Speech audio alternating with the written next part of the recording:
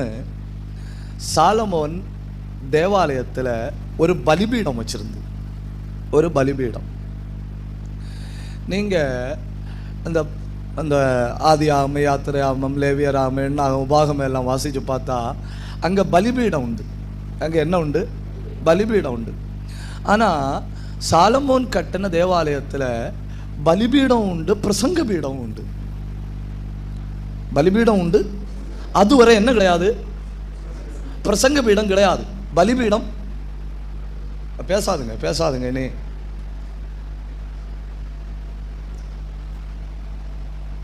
அதுவரை என்ன கிடைக்கும் இல்லையா? அதுவரை என்ன மட்டும்தான் உண்டு? பலிபீடம் மட்டும்தான் உண்டு. என்ன இல்லை? பிரசங்க பீடம் இல்லை. இப்போ சாலமோன் முதல் தடவையா பிரசங்க பீடத்தை உண்டாக்குறான். இப்ப பலிபீடம் உண்டாக்குறது யார் கொடுத்த அளவில்? ஐயா கொஞ்சம் பேசுங்க, என்ன பார்த்தா மனுஷன் மாதிரி தெரியல உனக்கு?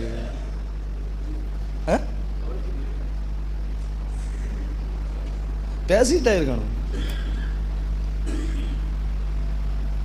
நீங்க பேச வேண்டாண்ணா. ஏற்கனவே உங்க டெம்பரேச்சர் எனக்கு இப்படி கிடச்சி கை தட்டின போய் இவர்கள் எவ்வளவு பாடுபடுகிறார்கள் என்று நான் அப்பொழுதே புரிந்து வந்தேன். சரி, இவருக்கு மொபைலை வாரத்துக்கு ஒரு தடவை வாங்கி செக் பண்ணணும். இவருக்கு மொபைலில் லாக் இருக்குன்னா உடனே எனக்கு ஃபோன் பண்ணி சொல்லணும்னா, என் தமிழ் புரியுது அவங்களுக்கு? இன்னைக்கு கூட்டம் முடிஞ்ச உடனே ஏன்னா முன்ன வச்சு இவருக்கு மொபைலை வாங்கி செக் பண்ணணும். எனக்கு டவுட்டாக இருக்கு வர. சரி, இல்லையா சொல்லுங்க. இப்போ பிரசங்கம் இதெல்லாம் சிரிக்கிறதுக்கு அதெல்லாம் விட்டுடணும். பலிபீடத்தின் அளவு ஆண்டவர் கொடுத்துட்டாரு. அதனால பலிபீடம் எவ்வளவு உயரம், எவ்வளவு வீதி எல்லாருக்குமே தெரியும். இப்போ சாலமோனுக்கு பிரசங்க பீடம் பண்ணணும். பிரசங்க பீடத்துக்கு நீ சொல்லி அளவு ஆண்டவர் கொடுக்கல. அதனால என்ன ஞானம்னு பாருங்க. சாலமோன் பிரசங்க பீடம் பண்ணும்படி எடுத்த அளவு எது தெரியுமா? பலிபீடத்தின் அளவு. எதன் அளவு? சாலமோன் பலிபீடத்தின் அளவை எடுத்து பிரசங்க பீடத்தை உண்டு பண்ணின உடனே என் உள்ள என்ன சொல்லிச்சு தெரியுமா? ஒவ்வொரு பிரசங்கமும் ஒரு பலிபீடம். தப்புதான் உங்கள்கிட்ட போய் சொன்னது தப்புதான். ஒவ்வொரு பிரசங்கம் ஒரு பலிபீடம். ஒவ்வொரு ஸ்திரீ கற்பவேதனைப்பட்டு ஒரு பிள்ளையை பிறப்பது போல ஒவ்வொரு தேவ மனிதனும் பலிபீடத்தில் நின்று வேதனைப்படும் போ உற்பத்தியாகிறதாம் பிரசங்கம்.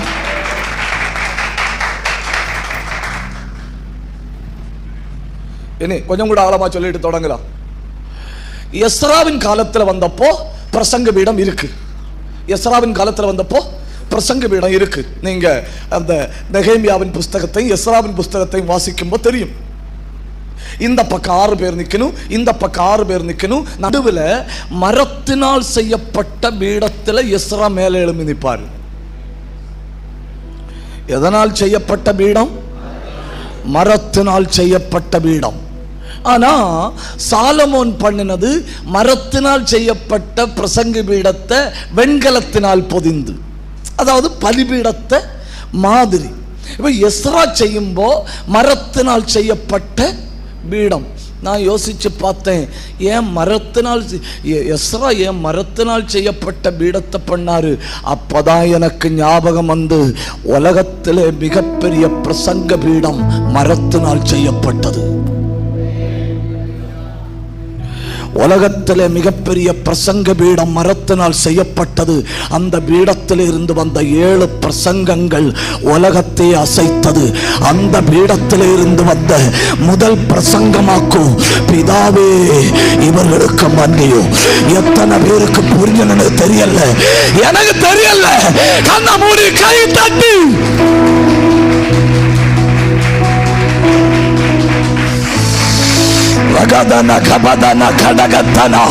ஆவிக்குரிய வெளிப்பாடுள்ளவர்கள் 2 நிமிஷம் கண்ண மூடி கை தட்டி வாய திறந்து ஆவியில நிரம்பி உன் ஆண்டவரை மகிமைப்படுத்தணும்.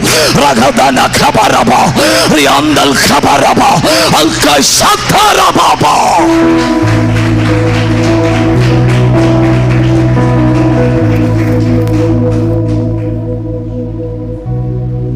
இப்போ அந்த உணர்வு எனக்குள்ள இருந்து கொண்டே இருக்கு. ஏன் அப்படின்னு சொன்னா, ஒரு தடவை பார்க்குற ஆட்களை இன்னொரு தடவை பார்க்க முடியும்னு சொல்ல முடியாது.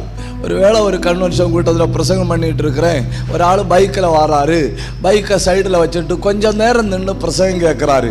அந்த ஆள் இன்னொரு தடவை பிரசங்கம் கேட்பாரான்னு நமக்கு தெரியாது. ஆனால் அந்த கேட்கிற அவ்வளவு நேரத்துக்குள்ள அந்த ஆளோடு ஆண்டவர் பேச விரும்புகிற செய்தியை கொடுத்தாகணும். அதனால பிரசங்க பீடம் ஒரு பலிபீடம்.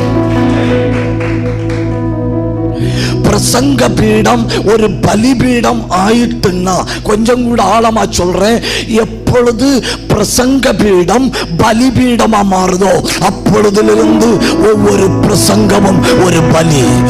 Every preaching is a sacrifice.